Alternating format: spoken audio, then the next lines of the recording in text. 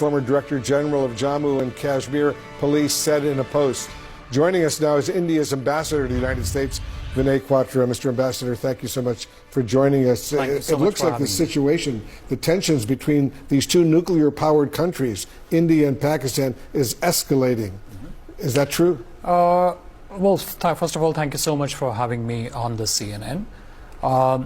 When you talk of tensions and when you talk of escalation, what I would say is that the original escalation or the original breakout of tension happened on 22nd of April, when you had 4 terrorists backed by Pakistan carried out killings, brutal killings, subhuman, monstrous kind of killings of 26 civilians. Indian civilians. 25 of them Indian nationals, 1 of them Nepali national. And the brutality of the killings, they essentially kill them in front of their innocent wives, in front of their innocent children. They gave them headshots, and they did so on the basis of religion. So they killed all non-Muslims who were there in the group. They identified their religion, and then they went on to proceed to kill them. So what we did day before yesterday was essentially our response to terror, our response to these subhuman... when you say what you did yesterday, meaning the escalation in the military response? As I said, the original escalation was on 22nd of April. And when that happened, we had clearly said that, we are a responsible country. We will have a very measured, calibrated, proportionate, responsible response. And that's what we did day before yesterday. What we did was we took out the terror factories at 9 locations in Pakistan and in Pakistan-occupied Kashmir. Took them out where they trained them, they equipped them, they armed them, they organized them. Those are the facilities which we took out. We were very careful in excluding the military establishment, the socialist structures, and economic infrastructure. We were very, very cautious, careful in keeping our targets only to those people and their backers who carried out these dastardly killings on the 22nd. What can you tell us, Mr. Ambassador, about these explosions that are now being heard in the Indian-administered parts of Kashmir? Yeah. First of all, I'm sorry, but let me correct you that the entire Jammu and Kashmir is a integral and inalienable part of India, and I think the only issue to be resolved there is the return of the Pakistan-occupied Kashmir, which is there. We have been hearing reports of some activity of this kind. We don't have the operational details relating to that. But again, what these show is that what it shows the world, what it shows us, what it shows everybody is that Pakistan has again decided to stand with the terrorists. Rather than take action against them, they are essentially lending them support. We wouldn't be surprised if they are themselves involved in this, but that's what is the message which they are telling the world, that we are with terrorists, we are not with the rest of the civilized world, rest of the humanity, and our belief lies, and Pakistan's belief lies, in perpetrating these proxies of terror, killing, brutal killings of the innocent civilians.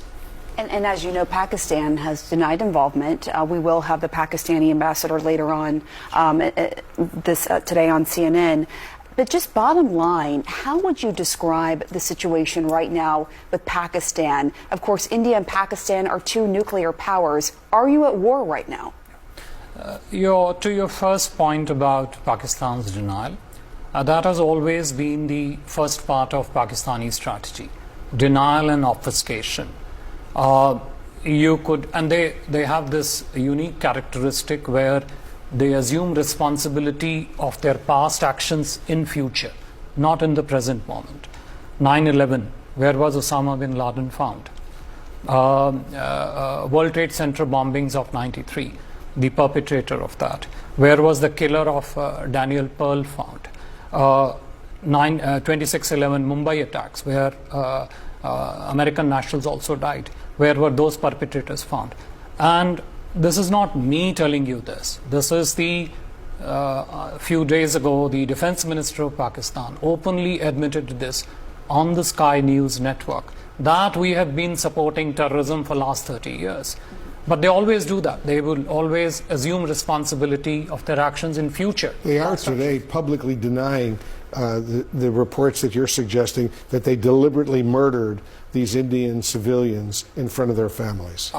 As I mentioned to you, Wolf, that on 22nd April, and there's plenty of evidence to go around it, 4 terrorists backed by Pakistan brutally killed 26 innocent civilians. Let me underscore these 3 points. 4 terrorists backed by Pakistan killing 26 civilians. I mean, in no world would you allow such terrorists to be given a free pass. And that is precisely what we did day before yesterday. We carried out very precise, calibrated, measured response to these terrorists, to their factories, to their integrated facilities which they run out of Pakistan and Pakistan-occupied Kashmir. Is this a war between Pakistan? It is nobody's case, if I could just complete. It is nobody's case to say that such terrorists should be given a free pass, wherever they are located. I'm sure we all appreciate that. American public appreciates that. Large number of congressmen, senators we have spoken to appreciate that. The whole world appreciates that. That India should respond and bring accountability for these terrorists and justice for the victims. The whole day before yesterday, our attacks were essentially about bringing accountability to the terrorists and justice for the victims. Are you at war, though, with Pakistan? Sorry? Are you at war with Pakistan? Look, the template in which we look at it, I can well understand, the frame in which you are perhaps appreciating it. The frame and the template in which we look at is the terror template. 22nd April was the most heinous terrorist act. These terrorists, as I said, it's nobody's case to say that these terrorists should be given a free pass. And that's precisely what we did day before yesterday. Held them accountable, brought them to justice. Now, yesterday morning, I believe, that's per our defense ministry, Pakistan tried to engage some military targets on our side. Now, this was Pakistan's way of saying to the world, look, we stand with the terrorists. We will do what's good for the terrorists, not what's good for the rest of the country. Is India at war with Pakistan? We are at war with the terrorists. And we will, as I said, bring justice to the victims and hold them accountable. Is this in part a religious war between Pakistani Muslims and Indian Hindus? I think it is Indian action against the terrorists.